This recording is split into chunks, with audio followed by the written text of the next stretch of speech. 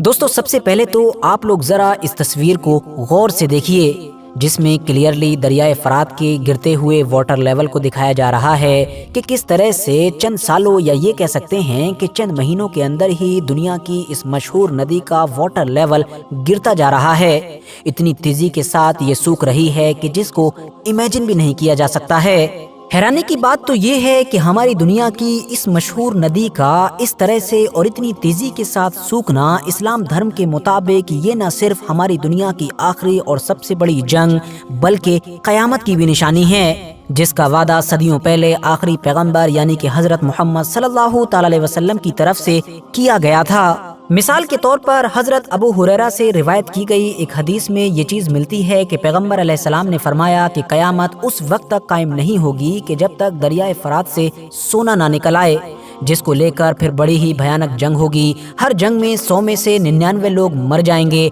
और हर इंसान यही चाहेगा कि मैं बच जाऊं ताकि सोने को हासिल कर लूं। इसके अलावा एक दूसरी हदीस में ये भी मेंशन किया गया है कि दरियाए फरात खुश्क होकर यानी कि पूरी तरीके से सूख कर सोने के खजाने को जाहिर करेगा, तो लिहाजा जो भी मौजूद हो उसमें से कुछ भी ना ले। कुल मिलाकर दोस्तों इस तरह की हदीसों में क्लियरली कयामत से पहले जाहिर होने वाली एक निशानी का जिक्र किया गया है, या ये कह सकते हैं कि एक पेशनगोई की गई है कि कयामत आने से पहले दरियाए फरात जरूर खुश्क होगी यानी कि सूख जाएगी। इसके अलावा इसके अंदर से एक बड़ा खजाना भी जाहिर होगा। इंटरेस्टिंग बात तो ये है कि आज से 14 और 1450 साल पहले जिस दौर में ये सारी चीज़ें बताई जा रही थीं, उस दौर में कोई इंसान ये इमेजिन भी नहीं कर सकता था कि फ्यूचर में कभी ये नदी खुश्क भी हो सकती है, क्योंकि जाहिर है वाटर लेवल पीक पर था। आसपास के पूरे बड़े इलाके की जिंदगी, खान पान, हर चीज़ इसी पर डिपेंड थी। लेकिन अब अचानक से हम अपनी आंखों से देख सकते हैं कि ये सब कुछ न सिर्फ हो रहा है बल्कि इतनी तेजी के साथ हो रहा है कि जिसने दुनिया के होश उड़ा दिए हैं। दरियाए फरात का इतिहास और इसकी अहमियत क्या है और अचानक से ये क्यों सूख रहा है, इन तमाम चीज़ों में तुर्की का क्या रोल है, ये तो सब हम जानेंगे ही, मगर उससे पहले नज़र डाल लेते हैं हमारे आज के सवाल पर। और सवाल ये है कि दुनिया की सबसे लंबी नदी कौन सी है। आपके ऑप्शन हैं अमेज़न, नाइल यानी कि नील नदी, गंगा या फिर वोल्गा। कमेंट्स बॉक्स में जवाब दीजिए, जिसका भी जवाब सही होगा मैं उसको हार्ट दूंगा यानी कि लाइक कर दूंगा, ताकि बाकी तमाम लोगों को भी सही जवाब का अंदाजा हो सके। RH नेटवर्क के नॉलेजेबल फ्रेंड्स, दरियाए फरात की जिसको आम तौर पर वेस्टर्न लोग यूफ्रेटिस के नाम से भी जानते हैं, ये दरअसल टर्की से शुरू होती है, उसके बाद सीरिया यानी कि मुल्क शाम, फिर इराक होते हुए उस पर्शियन गल्फ में गिर जाती है कि जो ईरान के नीचे मौजूद है और उसकी सबसे बड़ी ताकत भी माना जाता है। 10 मुहर्रम के दिन का जो मशहूर करबला का वाकया है वो भी दरअसल इसी दरियाए फरात से ही निकली हुई एक नहर के जिसको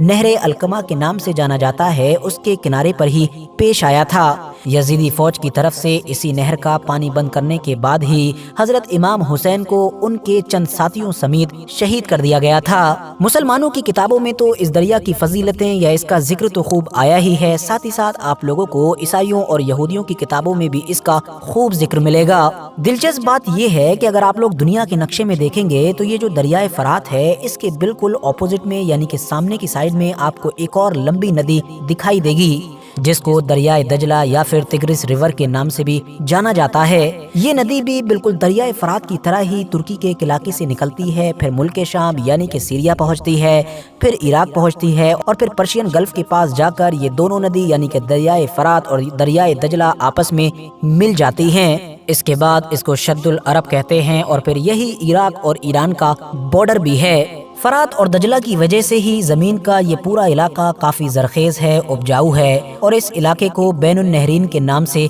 जाना जाता है। आप लोग अगर इतिहास पर नजर डालेंगे तो आपको पता चलेगा कि अलग अलग वक्तों पर ये खास इलाका दुनिया की अलग अलग सिविलाइजेशंस यानी कि सभ्यताओं या अगर उर्दू में कहूँ तो तहजीबों का गढ़ रहा है। इंसानों को यहाँ पर खूब तरक्की भी मिली। मिसाल के तौर पर जो मशहूर बाबुल की सल्तनत थी उसकी जो राजधानी थी वो भी दरियाए फरात के इसी कोने पर ही कायम की गई थी। बाज रिवायतों में तो ये तक कहा गया है कि ये एक मुकद्दस दरिया है कि जिसके अंदर जन्नत का पानी शामिल है। आज के दौर में इंटरनेट पर वक्त वक्त पर ऐसी बहुत सारी वीडियोस और फोटोज आते रहते हैं जिसमें ये बताने या समझाने की कोशिश की जाती है कि दरियाए फरात ऑलरेडी पूरी तरीके से यानी कि कम्प्लीटली खुश्क हो चुका है, जबकि कुछ लोग ये भी साबित करने की कोशिश करते हैं कि ऑलरेडी सोने का पहाड़ जाहिर हो चुका है या फिर किसी को मिल चुका है। हालांकि कुछ लोग ये भी दावा करते हैं कि हदीसों में जिस सोने के खजाने का जिक्र किया गया है वो कुछ और नहीं बल्कि इस इलाकों से निकलने वाला तेल का खजाना है,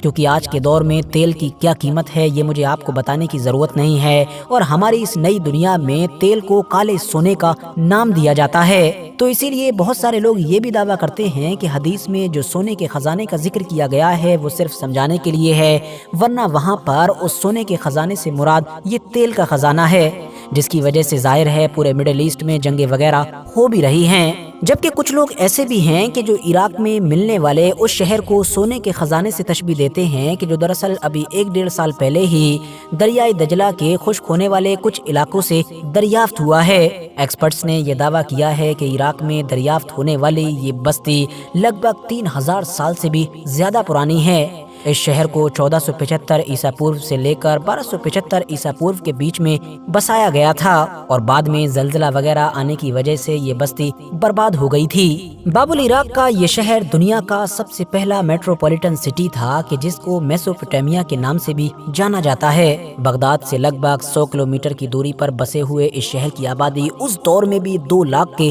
करीब हुआ करती थी, लेकिन जाहिर है अब तो ये पूरी बाबुली तहजीब ही खंडरात में बदल चुकी है। अब क्योंकि बाबुली तहजीब एक लंबे वक्त तक दुनिया की सबसे तरक्की याफ्ता और सबसे अमीर तहजीब रही थी, उनकी सल्तनत भी सबसे ताकतवर हुआ करती थी। इवन हजारों साल पुरानी किताबों में या तहरीरों में भी इनका जिक्र मिलता है। तो इसीलिए जब इनसे जुड़े हुए हमारी इस दुनिया को खंडरात मिले, बस्तियां वगैरह मिली, तो बहुत सारे लोगों ने इन्हीं को ही सोने का खजाना कहना शुरू कर दिया। और इसके पीछे तर्क या तो ये दिया गया कि इसका मिलना ही हमारी दुनिया के एक्सपर्ट्स के लिए किसी खजाने से कम नहीं है, क्योंकि ये दुनिया के बड़े बड़े राजों से पर्दा उठाएगा, या फिर तर्क ये दिया गया कि इन मिलने वाले खंडरात का ताल्लुक क्योंकि बाबुली तहजीब से है तो मुमकिन है इसके नीचे बड़े बड़े खजाने भी मिलें। इसके अलावा दोस्तों, इसके आसपास में मौजूद जो ऊंची ऊंची चट्टानें हैं उनके अंदर काफी मिकदार में सोना बताया जाता है। यही वजह है कि लोकल लोग एक लंबे वक्त से थोड़ी थोड़ी मिकदार में यहाँ से सोना निकालते भी आए हैं,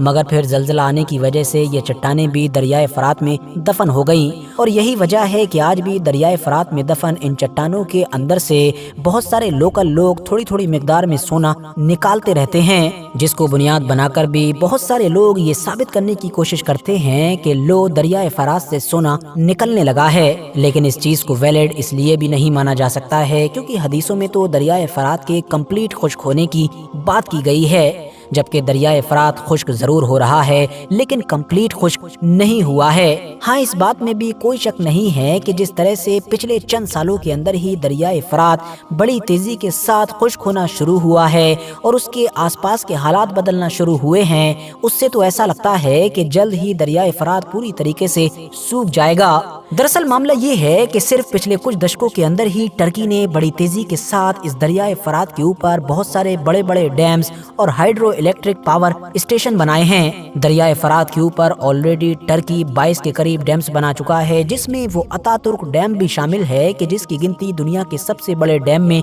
की जाती है। ये सारे डैम्स और पावर स्टेशन वगैरह टर्की की बढ़ती हुई आबादी को बिजली और पानी प्रोवाइड कराते हैं। इसके अलावा उसकी इकोनॉमी में भी एक बड़ा किरदार अदा करते हैं। सिर्फ टर्की ही नहीं बल्कि सीरिया ने भी बहुत सारे डैम्स दरियाए फरात के ऊपर बनाए हैं और इस तरह से ये पूरा ही दरिया मान लो इन दोनों देशों के कब्जे में जा चुका है। और अब कंडीशन ये हो गई है कि जो इस दरिया का किसी दौर में मामूली बहाव हुआ करता था, उसके मुकाबले में सिर्फ 1/4 पानी ही इराक तक पहुंच पाता है। और इराक, जैसा कि मैंने आपको पहले ही बताया कि इन सारे दरियाओं पर बहुत ज़्यादा डिपेंड है, जिसकी वजह से वहाँ पर हर गुजरते दिन के साथ परेशानी बढ़ती जा रही है। सिर्फ बात दरियाए फरात तक ही ख़त्म नहीं हो जाती है बल्कि दरियाए दजला का भी यही हाल हो चुका है, क्योंकि उसके ऊपर भी टर्की लगातार डैम्स वगैरह के प्रोजेक्ट पर काम कर रहा है, जिसकी वजह से इराक में वो भी सूखता जा रहा है। रिपोर्ट्स बताती हैं कि 2018 में जब इसके ऊपर एक डैम बनाया जा रहा था, तब तो इतना ज़्यादा पानी रोका गया था कि इराक के अंदर बगदाद शहर में लोग दरियाए दजला को